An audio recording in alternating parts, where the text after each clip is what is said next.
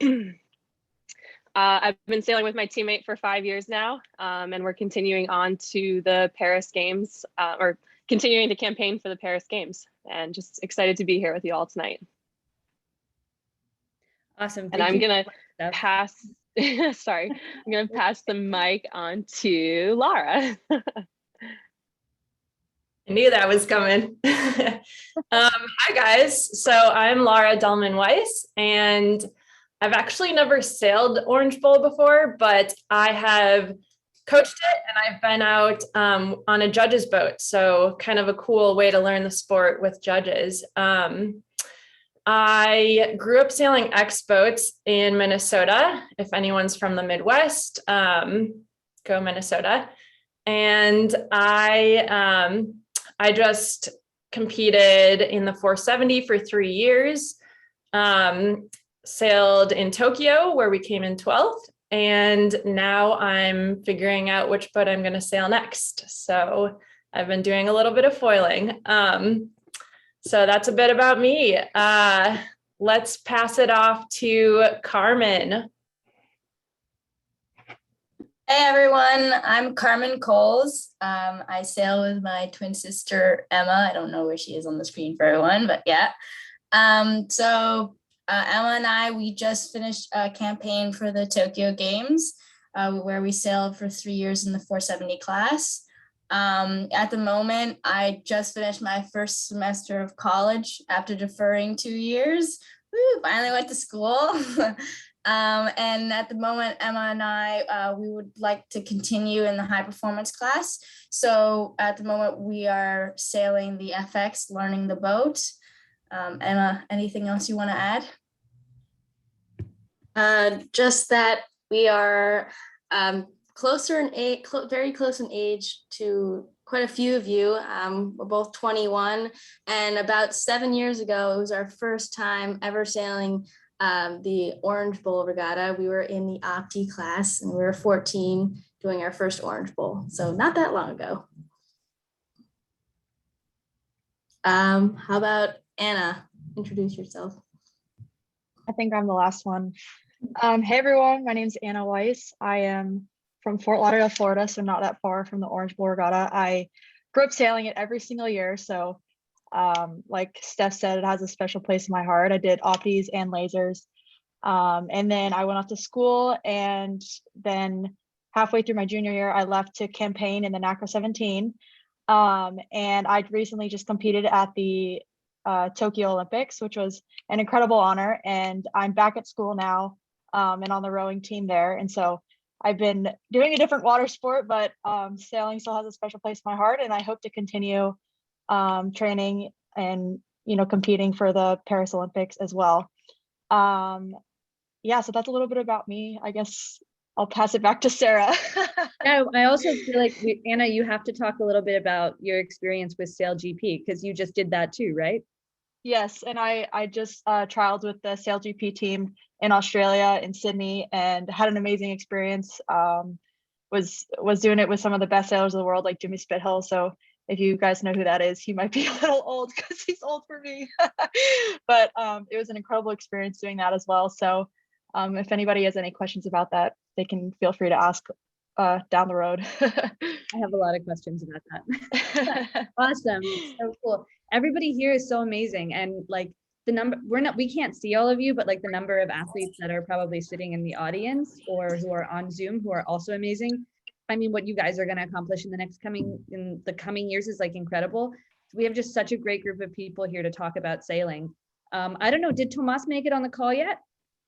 Yes, hello Sarah. Yay! Sorry I was late. Welcome. Long day on the water. Thank you very much. So tell us a little bit about yourself. I'm sure almost everybody knows you already, but it would be great if you could fill in the gaps. No, first of all, thank you very much for the invitation to join this panel.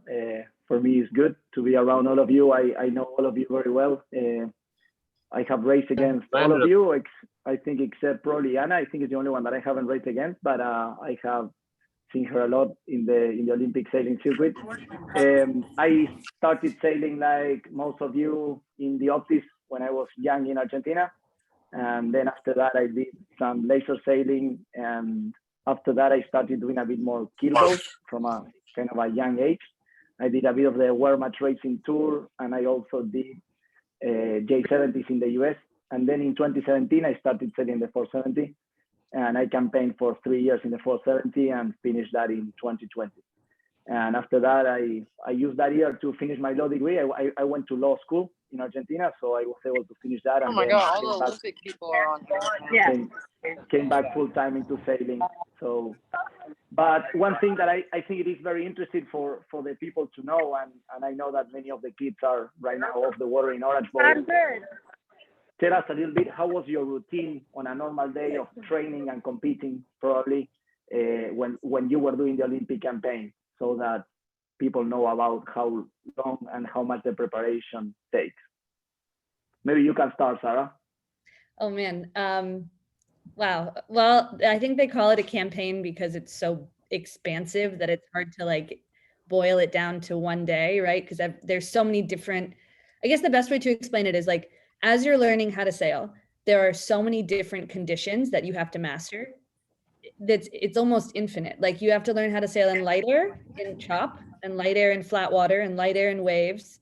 And then you have to learn how to do that on a race course that has a geographic effect versus a race course that is like got really steady breeze, or one that has a lot of current.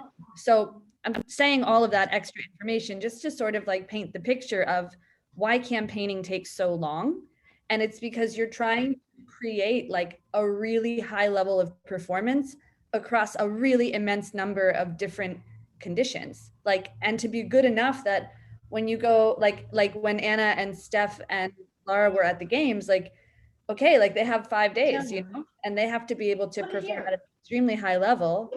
They've already mastered all those different conditions. So Olympic campaigning is about using 200 days a year, maximizing your time on the water, maximizing your time in the gym, and the time that you spend studying essentially like what strategy and tactics worked, how to improve your mechanics.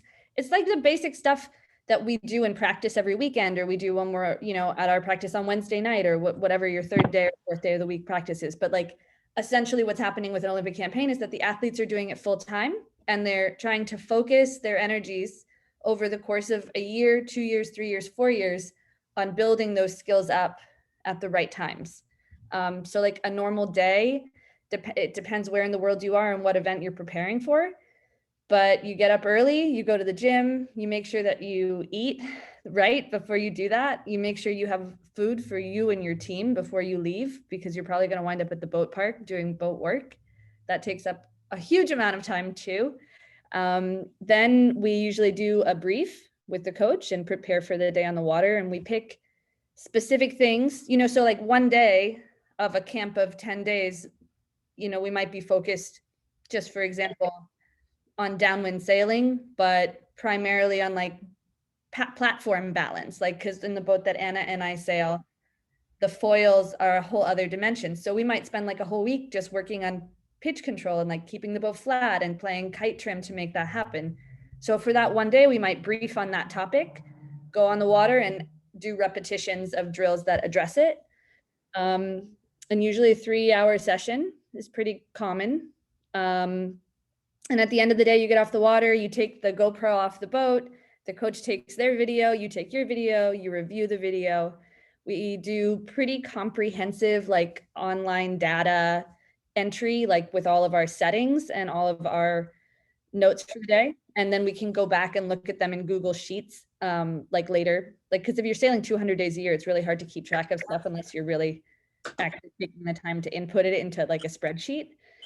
And then when the sun goes down, you leave the boat park. And depending where you are in the world, you're either going to still be with your teammate because you might be staying together, or you're going to go home and try to rest and prepare for the next day. So that's, I mean, that would be like one day, but I don't know. I feel like it'd be so cool to hear everybody else's perspective on some of these things as well. There's so many versions of that, right? Yeah, I think that one interesting thing would be, I know that Carmen and Emma did a very successful youth career in the 420. They won 2 420 World Championships, and I would love them to tell us a little bit about that transition between the high level of youth sailing and the and the high level of Olympic sailing, because they did a very quick transition. I remember that they won the 2017, I think, was Youth Worlds in China, and then in January they were already competing here in the 470 in the Miami World Cup. So maybe they can tell us a little bit about that. So for us in the youth circuit, we not only were essentially campaigning for the Youth Worlds in December of 2017 for China. And then after China, we went straight back into campaigning for the Youth Worlds in Texas, which we won in 2018. And so a big difference between campaigning for Youth Worlds in the youth circuit is you're also managing school. So we were in our junior year of school with a lot of work. Like many people know, junior years, you have a lot of work, not only in school, but also preparation for college. So a big portion was just maximizing whenever we had free time. Our break from school was sailing, and our break from sailing was school. So on the weekends, we would try to get almost every weekend out on the water, getting those hours in on the water. And then during the week, it was all about just getting to school, doing our homework so that we can sail both days on the weekend. And then we transitioned after winning the Youth Worlds in July of 2018. We went in August. We wanted to continue sailing at a high level, and so we continued on in the 470.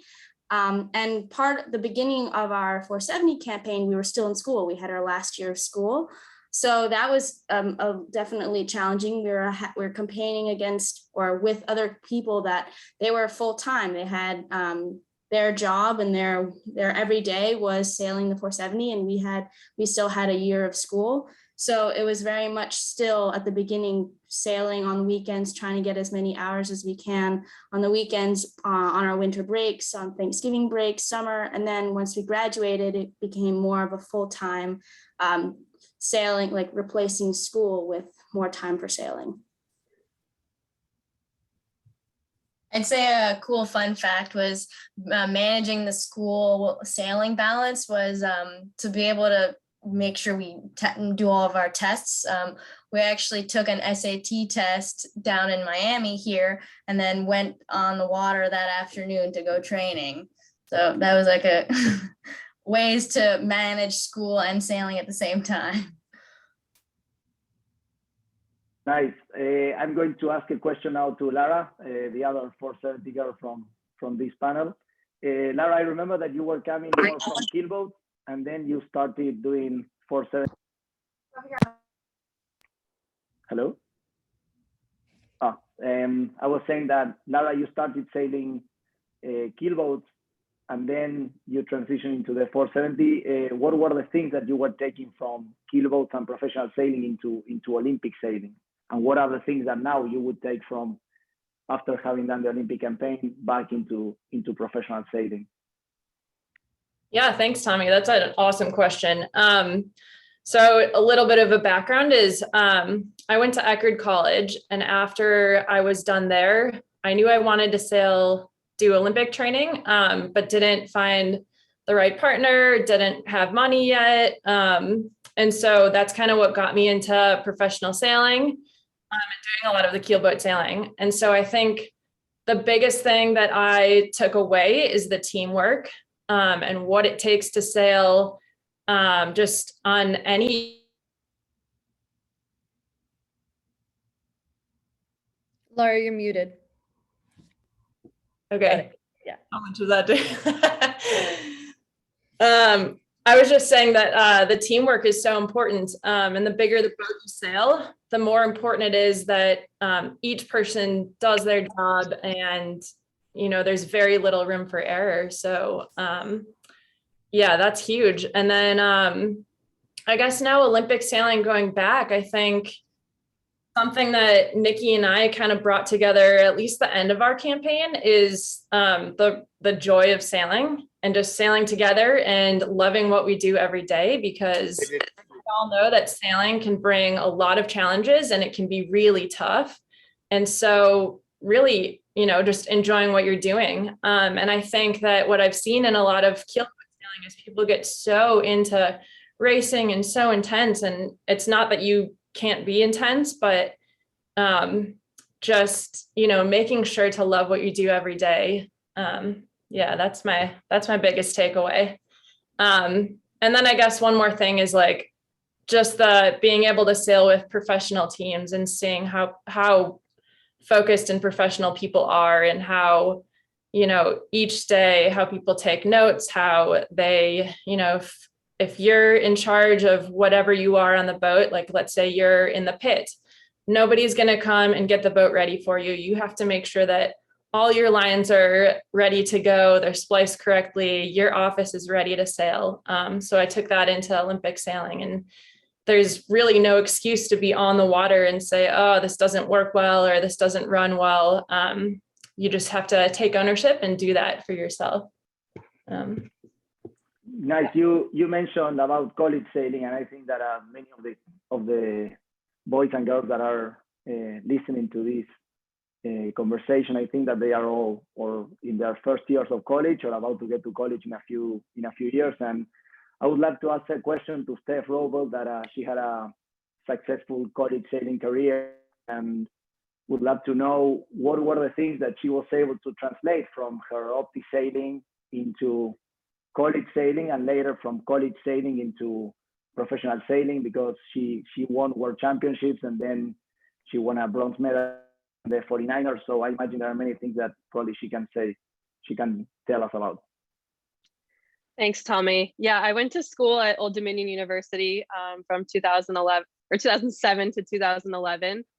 And I'd say like one of the biggest transition moments for me from youth sailing into college sailing was the fact that I hadn't really spent any time double-handed sailing. So, you know, I'd been sailing the opti and then went into the laser and did a little bit of 420 and 29er sailing before college, and then went into college and got into the FJ, and all of a sudden had this person in the front of my boat that I had to learn how to work with. And I think that was a really eye-opening experience for me. Just, you know, the whole teamwork dynamic. You have yourself and your partner in your boat, and then you have also the whole team that you work with. And that was really a cool experience for me. And I think, you know, with college, you're going to have sailors of all different levels, and you know, you're only as good as the people around you. So if you're going into college and you have a lot of high level junior racing experience, and you know, you can figure out how to bring the team up with you, like that's a really awesome characteristic to have. And it's really hard to do. And but I think that's something that college sailing can teach you a lot about, is that whole team dynamic. And then I'd say, like, transitioning out of college sailing, I actually spent some time in the professional sailing circuit as well, and match racing. And I'd say, like, just what I learned about teamwork inside the boat and as the whole team itself is just how to communicate effectively, how to work well together on and off the water, how to improve with each race. I think were really important things that I learned, and then ultimately carried forward into the Olympic campaign. I think, you know, at the end of the day, it is just Maggie and I on the water competing, but we, like Sarah was saying earlier, like there's so much that goes into a campaign beyond just us going sailing and training every day. There's the business side of it, there's the logistics, there's the fundraising, all of those different components. And, you know, we really have to learn how to work together, communicate through the good times and the bad. And I'd say that all those experiences throughout college really helped with that.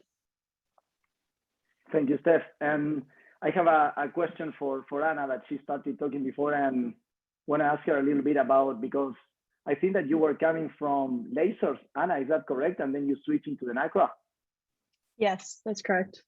How was that transition for you? And tell us also a little bit about how did you split your jobs in the campaign with Riley, with your NACRA 17 partner? Yeah, so I guess I'll start on answering the question, switching from lasers to NACRA.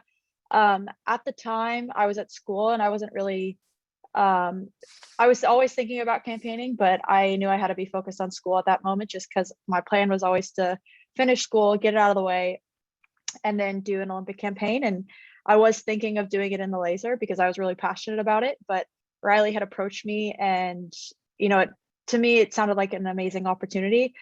And I feel like I was extremely naive coming into the NACRA because in the lasers, it's very different from the NACRA because one, you're sailing by yourself, and two, because it doesn't have a foiling aspect, and it's also, I would call it more simple, I guess, is the best way to put it into words, compared to the NACRA. I think there's a lot of different dimensions, and having to deal with the communication, having to deal with the whole other dimension like foiling, learning a parent when sailing. And I think all those different factors were very challenging, and I kind of had to start from the beginning. So I think going into it, I wasn't really sure or realized that I had to start from the beginning. I thought, like, being a laser sailor, I was strong, I was fit, all these different things. But I think it was a big awakening, and I approached it with a very open and learning mindset. And I think that was how we were able to improve as a team quickly. But definitely, if I would say, if anyone's looking to transition into the NACRA or the FX from the laser or Opti or whatever, I would say, definitely come into it with an open mind and try to learn as much as you can and ask a lot of questions. Try to learn from as many different people as you can. I think, the boats are extremely complex, but they're also very rewarding when you do things well. And then what was the second question you asked me? Oh, the roles, switching up the roles, right? Yeah, like how did you split your roles? Because as you more or less said, like there are many that are, and as Sarah said before, also there are many things that are involved in an Olympic campaign. And because of a funding thing, you usually don't have a person that can get in charge of the tickets or can get in charge of the accommodation, and you need to do it yourself. So it's you or Riley. So I want to know a little bit, were you splitting your jobs in the campaign, and what were the things of your campaign? Yeah, so definitely coming away from our short campaign, we campaigned for two and a half years total, but essentially a year before our trials. And I think coming away from it, we learned a lot more lessons than I think we did things correctly, and that's just in divvying up the roles properly. I think we kind of went straight into competing, and so it was kind of, we had to make these plans. So we kind of had everything laid out for us. So it's like, we knew we had to book hotel rooms, we knew we had to, or Airbnbs or whatever, we knew we had to book flights. So I think it was kind of whoever could get it done, and we both just took that on. I think the fundraising was also on both of our ends. It's really difficult to fundraise, especially for a new team with no results. And so that was something we both took up. The boat work, I'd say Riley did a majority of it. I want to give him credit for that. But I definitely learned a lot as I went on and how to do things on the boat. Other things, on the boat, I think like as I kept learning more and became more confident in my roles, I think the way that we worked together on the boat definitely improved. It became a lot less of like, who's doing this, who's doing that, and more of like, how can we achieve the boat moving forward together. So I think that was a really cool transformation throughout our campaign. But I think most of the time, like moving forward, I think divvying up the roles would be more beneficial within the team and being more clear on who's doing what, just outside of the sailing part. I think that'd be really helpful. But yeah, I'd say we learned a lot of lessons there. Nice. Sarah, I have a question for you as regards coaching, because we know there are many people hearing to this during the Orange Bowl Regatta, and I want to know, like, I know that you have done opti coaching before doing your Olympic campaign, and now that you are doing another Olympic campaign, you are still doing some coaching. What are the things that you are kind of focusing more now that you didn't focus before in trying to teach the kids, or the biggest lessons that you are taking now that you are doing a campaign, and you want to translate that to youth sailors? Yeah, I think like being in this myself and doing it myself and seeing how long it takes to make the progress that you want to make sometimes, and learning and relearning the lesson over and over again that like patience is so essential, and just like giving yourself just knowing that like putting in the time and putting in the repetitions pays off as long as it's focused, but you have to be committed to it and you have to be willing to find progress. And I think in the past as a coach and as an athlete, like I definitely like wanted things to happen too fast. So even when I was working with other athletes or like younger athletes, like, you know, I think I was much less aware of how important it is to teach process. And now I think as a coach, I focus a lot on the process, because I feel like if I can teach athletes to have the amount of patience that's necessary to like see the improvement through, that they're going to be like much more well-rounded, they're going to be happier, and they're actually going to like enjoy what they're doing. Because that's one of the most difficult things about being an athlete. And any of these girls will probably have a strong opinion about this, but like once you're on the road for like 100+ days a year, 200 days a year, it's really hard and it's not fun all the time.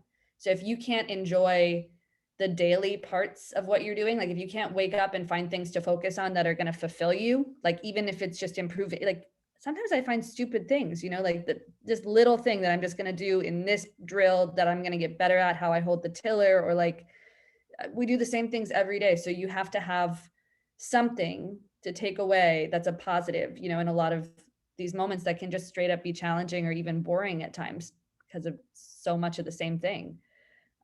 So that's like a very rambly answer, but as a coach, I'm much more interested now in teaching the things that I was weak at, which are being patient, learning process, enjoying the process. And also, I think for me, one of my biggest weaknesses as an athlete was always the mental game. And so that's something that like I've been exploring for years and just trying to improve on. And when I coach now, it's something I really think about. Like, how can I help the athlete, I don't know, enjoy it, find ways to flourish in tough moments, because that's what it's all about, you know, like that's how you play the game. Thank you very much. And Carmen and Emma, I want to know also, because I forgot to ask you before, a bit about this new, you started college, I think like 6 months ago, right? So tell us a little bit of the first regattas that you have just done, and how is that experience going for you, girls?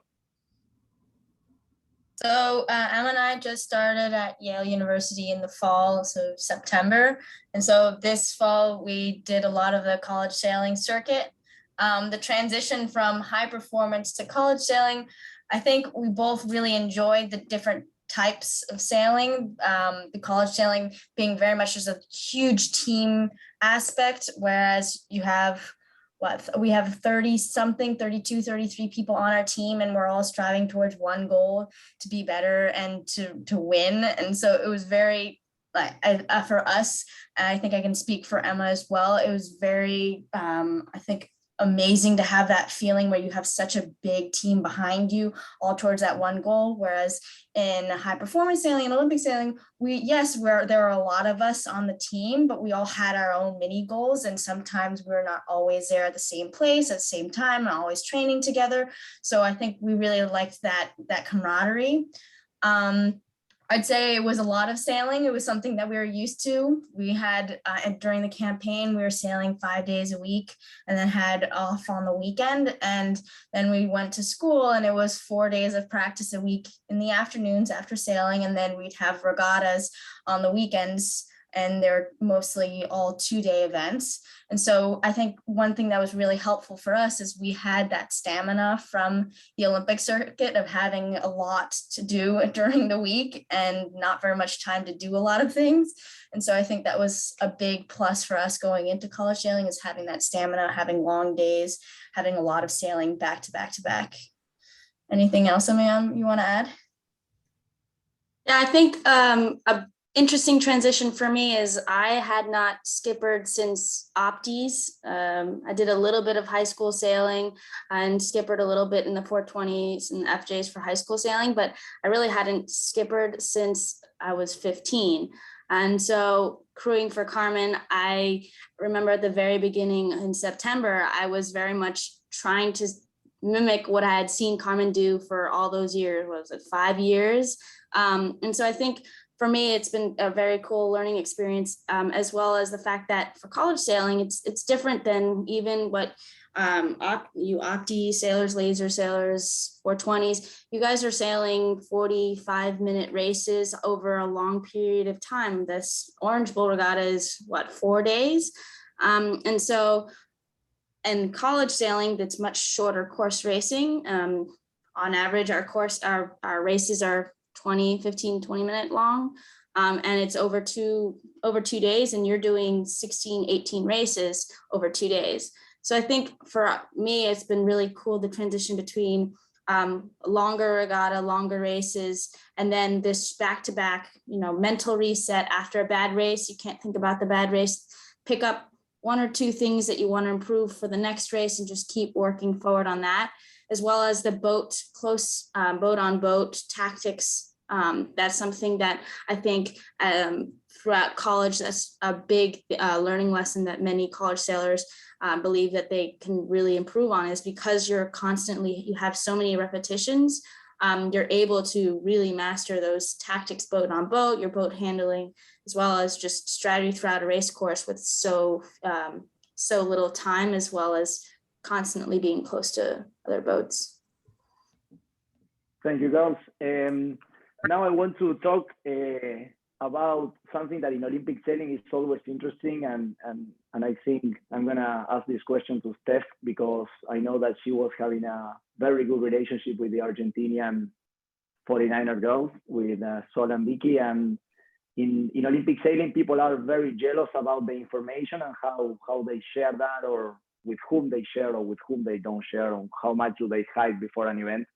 And I know that Steph and Maggie were having a very good training partnership relationship with Vicky and Sol, the Argentinian girls. So I would love Steph to tell us a little bit about that, and how was that throughout the campaign?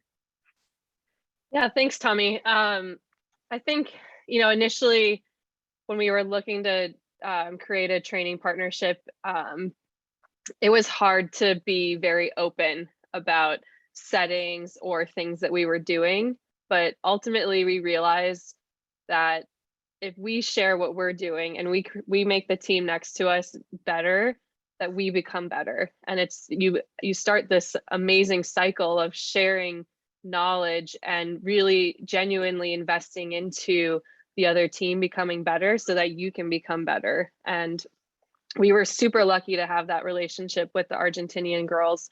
And yeah, we were very open about all the information. And I think you just have to trust that, training is training. And when it comes down to racing, that, you trust that you're going to put your best out there, and the other team's going to put their best out there. And at the end of the day, whoever has the sharpest mental and physical skills is going to come out on top. But, the exciting thing of, the reason I love doing what I do is because I want to become my best. And if I'm hiding information from people who are training with me, or, trying to be secretive or whatever, I'm not going to, the fleet's not going to become better. The team next to me isn't going to become better. And therefore I'm maybe not going to become better. So I hope that answers your question.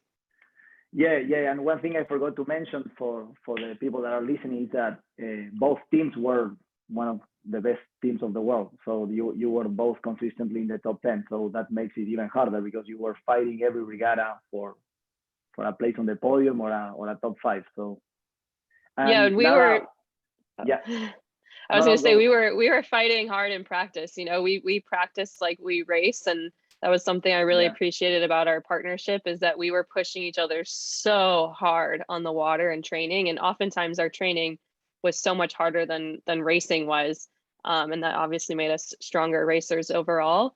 But the other part that was really important was that we had a lot of fun. Even though we were on the water, like pushing each other to the max, and sometimes actually like getting mad at each other because of like something, you know, the other person was good at or whatever. Like we come back to shore at the end of the day and be like, awesome job, team, and just be super proud of how the other team was doing and the practice that we had. And that's a really good and productive environment, and something I really hope that everyone can experience at some point.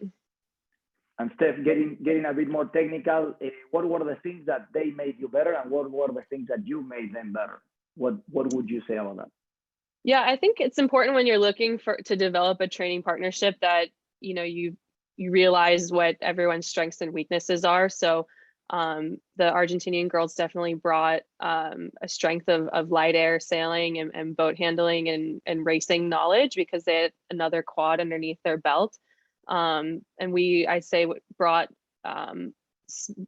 better boat speed in the breeze, different kinds of racing strategy. Boat handling was a strength as well. You know, we definitely had some good battles out there, and I think that's, you know, something that was really cool at the end of the Olympics, is that we were neck and neck at the end of the day. So that was really cool to see that we had both brought each other up. Thank you, Steph. And Lara, I was going to ask you to tell us a little bit about the 470, because we know that in the 470 people are particularly jealous about everything. So tell us how did you do that in your campaign, and with whom did you train? I remember at one point you were training with the Dutch girls, with Afra and with Lopke, and I don't know if that was during your whole campaign or it was just at the end. Sure, yeah. I know the 470 fleet is very secretive, and that's kind of how it was when we got into the fleet. One example is one of the men's teams would cover up their boat at night and put a little piece of tape on it so they'd know if anyone looked into their boat. But that wasn't Nikki and my philosophy at all. We actually, because of like lockdown and COVID, we spent a couple months training in Miami, and we really got into the foundation of the boat. And we said, okay, this is our time to write our own, basically 470 Bible. So we just kind of picked apart every single maneuver, every single like step of the crew, the driver. We created our own tuning guide, and we were never afraid to share numbers because we know that there's so much that goes into having, you know, different masts, different crew weights, different styles. And I personally think that like if you set two identical boats up and you have the same tuning and the same systems and everything, they can be sailed so differently. So I was never afraid to share information. And I just think that excites me because it's how I sail the boat when I step into it, how Nikki and I decide to sail the boat together. Her husband actually sails 470s, or used to, and I just got into the 470 with him, and we sailed the boat completely different. Even though they're the same size person, it was a completely different style. So personal philosophy is share information. So yeah, we trained with the Dutch team quite a bit, and we were always sharing information with them. And I think it just makes training a lot more efficient when you can say, oh, you guys are really fast today. How were you set up? And like Steph said, we're each gonna like, you know, our coach would always tell us like, you're on the water so many days of a year, you're not going to have good days. He would say they're divided into thirds. 1/3, you're going to have great days. 1/3, you're going to have mediocre days. And 1/3 of the days are just going to feel awful, and you're not going to get it, and you're not going to get it. And you could have a week in a row of just not feeling good and not getting things. And so to me, it took a lot of pressure off of us when we weren't hiding things. So yeah, that's me personally. I'm happy to share information because it makes it so much more of a challenge just for me to, instead of look at other boats and say, oh, what do they have? How can I copy them? To say, okay, how am I going to develop my style and make it, you know, work for me on the boat? Thank you, Lara. And Anna, I think that now that you are doing the SailGP circuit, SailGP is very particular about this. It's like completely the opposite of the 470 class, and everything is open and everyone knows everything about the other team. So tell us a little bit about that. Yeah, well, it was just my first experience being on the F50, but it was actually a really cool thing to see, you know, what the Aussies were running for, you know, rudder lift and differential and all that. And so, and different, like they have different modes on how the boards are going down and like when the rudders swap. And so it was really cool to see that also like in first time, like Riley was there as well, and he had like this app on his phone where he could see exactly like the Aussies going downwind, how much lift they're running at that specific moment, you know, what they're running for the roundup, all those different things. And I think, I don't know, it presents this whole other challenge because everyone has the numbers. So then it's like, how are you sailing the boat? Kind of like Laura said, I think when you have everyone's settings, you can try these things, but it doesn't necessarily mean that you're going to be able to sail the boat as well as someone else or vice versa. You know, if anyone listened to Jimmy's interview after the Australia event, he was kind of talking about the Aussies, and they're kind of like a benchmark team for sailing the F50s, especially in 20 plus knots. You know, they're pushing the boat a lot harder, meaning they're running, you know, more lift. And I think it was just really interesting to hear that because like the Aussies were sailing the boat better than the US team at that specific moment. And so I think the more that people can be open, I think it just allows for the fleet to get better and you to become a better sailor. And I don't know, I think it's exciting that you have a class that is pretty open compared to like the 470 class or even the NACR class where, you know, people are hiding their numbers. So yeah, you have both ends of the spectrum. I think people will have their differences of opinions about what's going to be best, but I don't know. I'm kind of on the same page with Laura. Like sharing is caring, and you're going to get better. Who did you train with in your NACRA campaign, especially your case that you won your Olympic trial before COVID, so then you had kind of a long wait until the games. How did you manage those 16 months or so? Yeah, I mean, before the trials, we had a really strong NACRA squad going with Sarah and David and Robbie and Caroline, and that was, you know, really fun. And I think we were very open in sharing everything because that was really we were all kind of learning. And I think compared to the rest of the world, the US wasn't as strong as we would have liked to be. And so we all went into it with an open mindset, you know, we're going to share everything. And I think that was really beneficial. And then, you know, as COVID hit and Riley and I did a lot of training on our own. And it was actually beneficial for us because we had never had that baseline where if you're stepping into a boat, you know, I'm sure a lot of people agree with this. The first thing you're going to do is focus on how to jibe the boat, how to tack the boat, you know, basic straight line speed, how to get off the starting line, just basic mechanics of the boat that Riley and I never had the chance to do. So it's like, it sounds so silly, but like for 3 or 4 days in a row, we towed from Long Beach all the way up to Cabrillo and did just straight downwinds and jibing. And it was game changer for me learning how I was going to cross the boat, how to trim the kite sheet through a jibe. And, you know, so we just focused a lot on the basics, and that we did for 6-7 months. We didn't see, when COVID hit in March of 2020, we didn't see another boat really until that next year in March. And, you know, we did a bit of sailing with the Kiwis and the Aussies, but we were never really had like a full-on training partner. But yeah, I think us, it was just a lot of focusing on like the basics and getting like how to jibe. Great, thank you very much. No, on my side, I don't have any more questions. I don't know if there is somebody from the people that are listening that want to ask any particular question. And if not, it would be interesting if each of you can tell us like some of your best moments in sailing or that sailing has given you to kind of wrap it up. I just want to jump in really quick and just add, because we heard from almost everybody on the panel something really similar, which is like, as you're asking these questions about like, oh, do you share information? Like, who are your training partners? Almost everybody on this call so far said that what it comes down to isn't your numbers or your settings. It's how you sail the boat and like how strong your mental and physical game is. And I just think like that is such a cool thing that everyone on this call agrees on.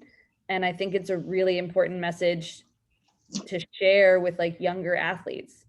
Like, why does everybody think that way at a high level? You know, that's got to mean something. Like, it's really important to stay open-minded, and it's just so important to be willing to accept that like your performance is going to be based on like what's here and like what you're doing in the gym and what you're doing reps of on the water, and that it's not like there's no silver bullet, you know, like not really, like nobody's really getting to the top of the fleet because they have something magic that you might be able to like learn, you know? So I don't know. I just think that's really amazing to hear from all these incredible athletes, and they're all saying the same thing, like be open, train hard, let the people around you get good because it will make you better, and just know, like have the confidence to know that it's going to be your body and your brain that's going to like set you apart when you're racing. I agree. That's a good point. Thank you very much, Sarah.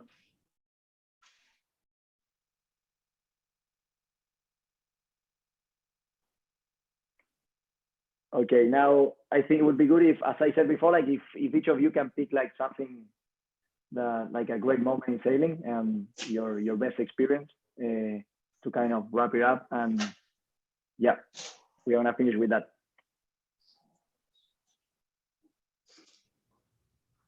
Let's start with Sarah. It's always me. So I can keep the loop and I don't forget. I think that I have a general like response to this. We've all of us have gotten to sail in a lot of really amazing places. We've seen beautiful things, like beautiful places to sail, beautiful water and land and like everything. I've had so many cool experiences, like cool moments, cool waves, like cool races. But the best feeling I ever had sailing was like the first event that I let go of my expectations about the outcome of the race. And it took me until I was like 30 to do that. And that's being totally honest. Like I probably could tell you about like a race I won that made me so happy and it felt really good, but it wasn't like the same as going to the Worlds and realizing that it's just about the process and that I'm going to race and I'm going to enjoy it. And when I like finally let go, it was the best feeling in the whole world. And so I think that's what we're all like, on some level, that's kind of like that flow state that we're all looking for and that we like to feel parts of, you know? And I just think, yeah, just focusing on the process and enjoying the sailing. I agree. I think that's a great lesson for youth sailing, especially that there is so much focus on the result. And I know it looks like the only thing that matters is the result. So that's a great thought. Steph, do you want to continue? Well, that's a hard answer to go after. That was really good, Sarah. Honestly, I think, you know, I'd like to just kind of reiterate that message of the process. And I know we've talked a lot about that tonight. And it's interesting because like, I think to everyone, the process means something different. And it's also important to remember that like everyone's process is going to be different. And like we were talking about earlier, you know, you can't necessarily like how I sail the boat is not going to be the same as how you sail the boat, Tommy or Sarah, but we could get similar results, and it's going to be the same thing with your process. It's like what works for me on and off the water doesn't necessarily work for the other person. And so like trying to invest your energy into the things that you can control, which is just yourself, your approach, your process, your boat work, your boat handling, your tactics, your preparation, all of those things are what the process means to me. It's the things that you can control. And if you give energy to the things that you can't control, like worrying about what Sarah's doing with her rudder rake, which I don't even know anything about that. I went acro sailing with her the other day and I was like, all right, Sarah, foiling 101 here.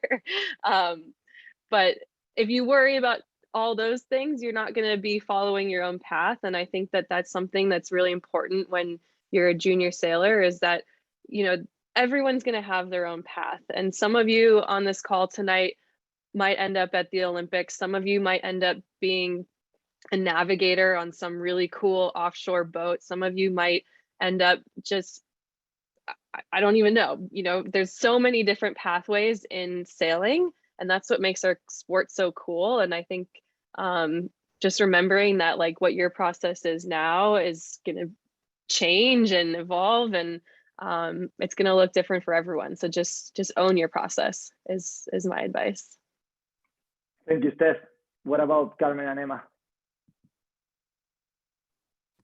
So I'd say just big continuation onto process. That was a big part of our campaign. Em and I both very much liked being the underdog, just kind of keeping your head below the ground and just going step by step, going through our checklist of, okay, what do we need to work on today? What are the few things that we want to improve? And I think one of the best days for me that I remember of our campaign, we were training in Buzzards Bay, and we had this, just all of a sudden it just clicked. We had a downwind groove, and it was just like such a good feeling to finally feel that, all that time that you have been putting in the gym, like getting the squats so your knees wouldn't be dead by the end of the downwind rowing, that in the end, like it just had such a good moment feeling like just finally checking that and off the list. You can always do better, right? But just realizing how much I had put into trusting the process and how much that actually ended up working for me in the end.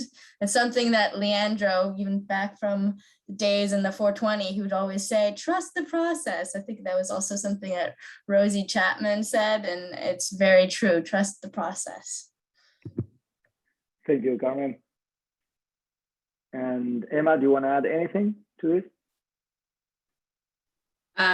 Well, adding on, I remember that day exactly what she's talking about. I think something that for me was a proud moment of one of my proud moments from the campaign is we had a last day of our trials, and we were just trying to pull one race together at a time. And I think being able to just start back to the beginning, getting your line sight, checking the current, and then working race by race. And we ended up finishing with two very good race scores that weren't enough for us to qualify for the games, but it was still being able to focus your mindset and just say, okay, I'm going to just get off the race course, figure out which side of the tack is, which tack's lifted, where am I going on the race course, and having that communication. I think if you simplify it down to what you're working on, and in that event, it was definitely a mental game. I think that was something that I was really proud to be able to put off 2 good race scores after a rough middle of the event. I think for anyone, I remember when I was younger, it was all about like, okay, I'm going to qualify for the Opti Worlds, or I'm going to qualify for this. It's all about the result. But in fact, how are you going to qualify for the Opti Worlds? Well, I'm going to get better at my starts because I'm not very good at starting at the pin, or I find myself getting stuck on the port lay line and not being able to round the top mark, things like that. And then you work slowly on those things, getting better at the things that make up a race, and then eventually put those races together into a better event.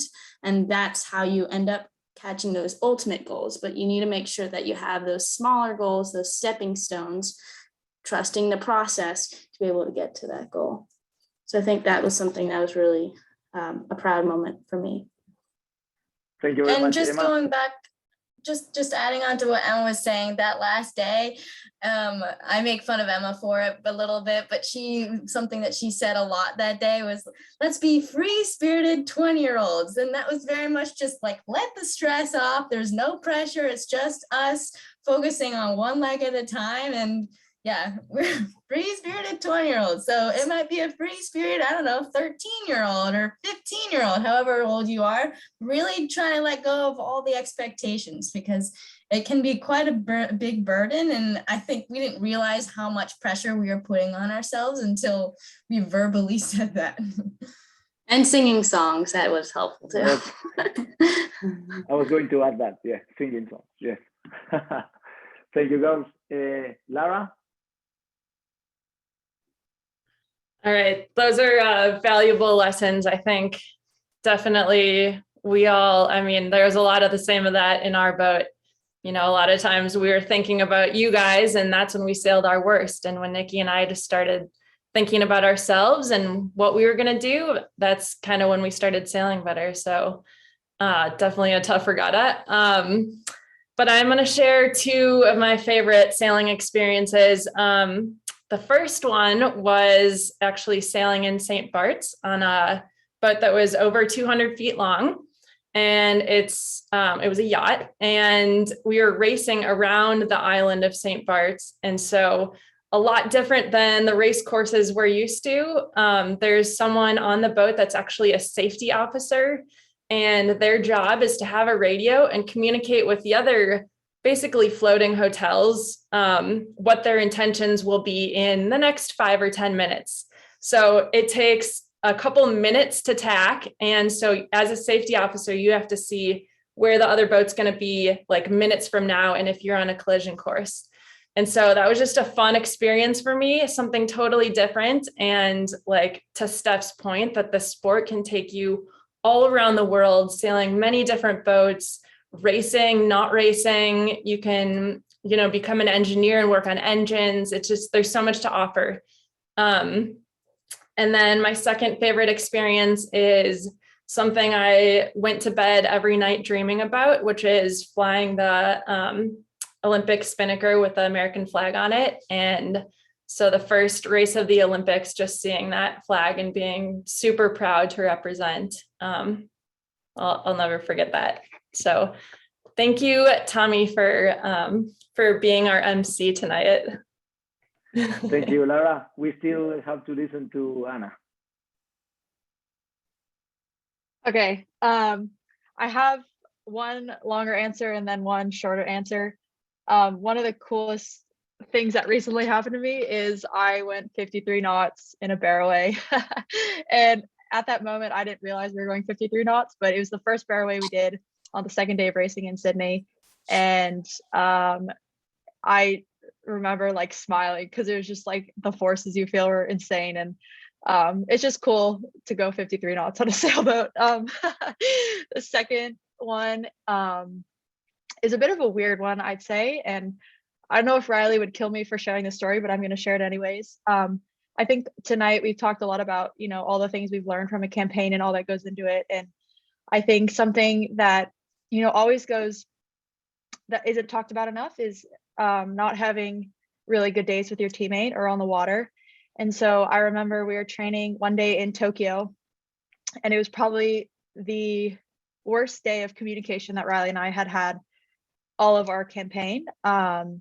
It was not a fun day, and it was actually, I was just ready to go in because I didn't really want to keep sailing. And I knew we had started racing. I think it was our last day of training, and we had started racing, you know, in the next 2 days. We were going to do the opening ceremonies, but we couldn't really leave that day on the water and then expect to go out and race the first day of the Olympics on a good note. And so we were thinking of ways to kind of remedy the situation that had happened that day. And I think Riley said, why don't we just go up, sail upwind and not talk?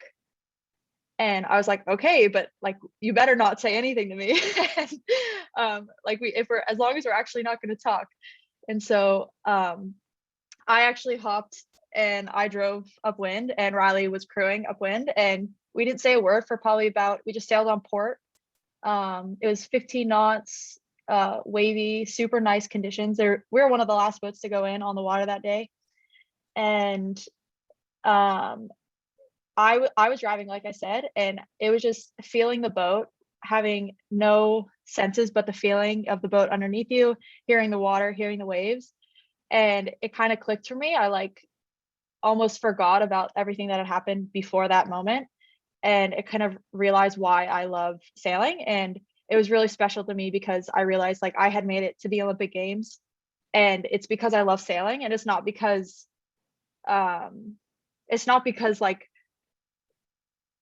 yeah, basically the reason that I continue to go along the path and work as hard as I did to get to the Olympic Games, I think is because I love sailing. And so my advice is to really think about why, you know, you go out there on the water every day and just really enjoy every single moment, because As soon as you get caught up in the stress, the emotions, everything that's going on, I think it's all healthy and good. But when you really bring it back to reality and what you're doing and why you're doing it, I think it's the most important thing. And once you hold on to that, like there's nothing that's going to stop you. So that being said, we had a good day, or we ended up getting through that day. And yeah, that was one of my favorite moments. That's great. Thank you very much for sharing that with all of us. And well, I just want to I wanted to thank Anna for sharing that, because there's so many days that are, not always the best.